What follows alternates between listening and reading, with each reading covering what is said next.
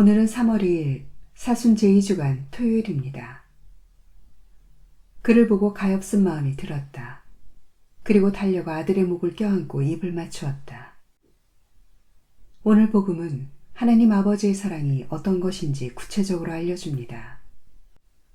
작은 아들의 행동에서 두드러지는 것은 멀어짐입니다. 아버지의 사랑에서 멀어지려고 자기 것을 챙겨 먼 고장으로 떠납니다. 그러나 이 멀어짐의 결과는 짐승보다 못한 삶이었습니다. 그는 모든 것을 탕진하고 돼지들이 먹는 열매 꼬투리로라도 배를 채우기를 바라는 처지가 되어버렸으니 말입니다. 그제야 제정신이 든 그는 아버지께 돌아갑니다. 아들을 기다리던 아버지는 멀리서 다가오는 아들을 발견하고 오직 가엾은 마음으로 달려가 그를 껴안습니다. 그 어떤 분노나 훈계도 꾸짖음도 없습니다. 그저 열렬한 환영과 받아줌만이 있을 뿐입니다. 이러한 아버지의 사랑은 오늘 독서에도 잘 드러나 있습니다. 미카 예언자는 선언합니다. 그들의 허물을 용서해 주시고 죄를 못 본 채 해주시는 당신 같으신 하느님이 어디 있겠습니까? 그분은 분노를 영원히 품지 않으시고 오히려 기꺼이 자애를 베푸시는 분이시다. 멀어진 존재를 돌아오게 하는 것은 정직한 사랑뿐입니다. 그리고 그 정직하고 진정한 사랑을 깨닫고 기억하는 것이 곧 회개입니다. 그제야 제정신이 들어 아버지의 사랑을 온전히 깨닫고 발견하는 것. 그리하여 그 온전한 사랑의 원천으로 다시 돌아가는 것이 바로 사순시기가 우리에게 주는 은총입니다.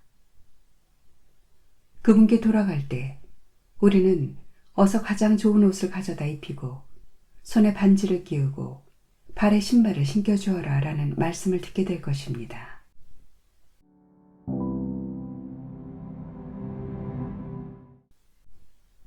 오늘 묵상에 관한 첫 번째 말씀은 미카 예언서의 말씀입니다.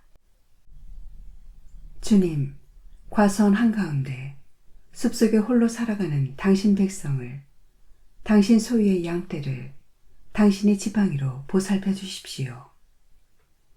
옛날처럼 바산과 기랏에서 그들을 보살펴 주십시오.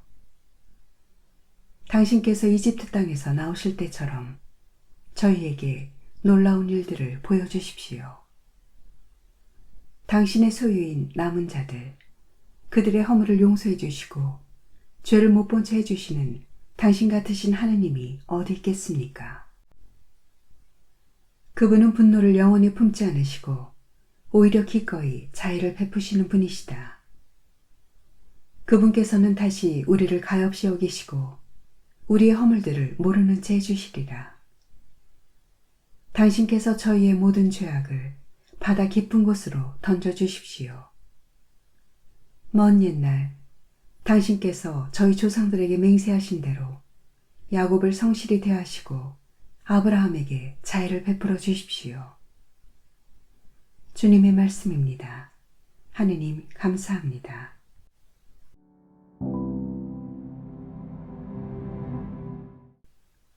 루카가 전한 거룩한 복음입니다. 그때에 세리들과 죄인들이 모두 예수님의 말씀을 들으려고 가까이 모여들고 있었다. 그러자 바리사이들과 율법학자들이 저 사람은 죄인들을 받아들이고 또 그들과 함께 음식을 먹는군 하고 투덜거렸다. 예수님께서 그들에게 이 비유를 말씀하셨다. 어떤 사람에게 아들이 둘이 있었다. 그런데 작은 아들이 아버지, 재산 가운데서 저에게 돌아올 몫을 주십시오 하고 아버지에게 말하였다. 그래서 아버지는 아들들에게 가산을 나누어 주었다. 며칠 뒤에 작은 아들은 자기 것을 모두 챙겨서 먼 고장으로 떠났다.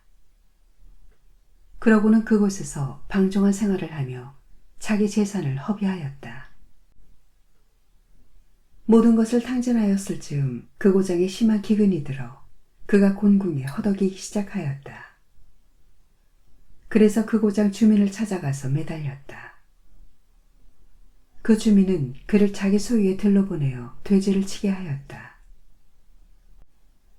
그는 돼지들이 먹는 열매 꼬투리로라도 배를 채우기를 간절히 바랐지만 아무도 주지 않았다.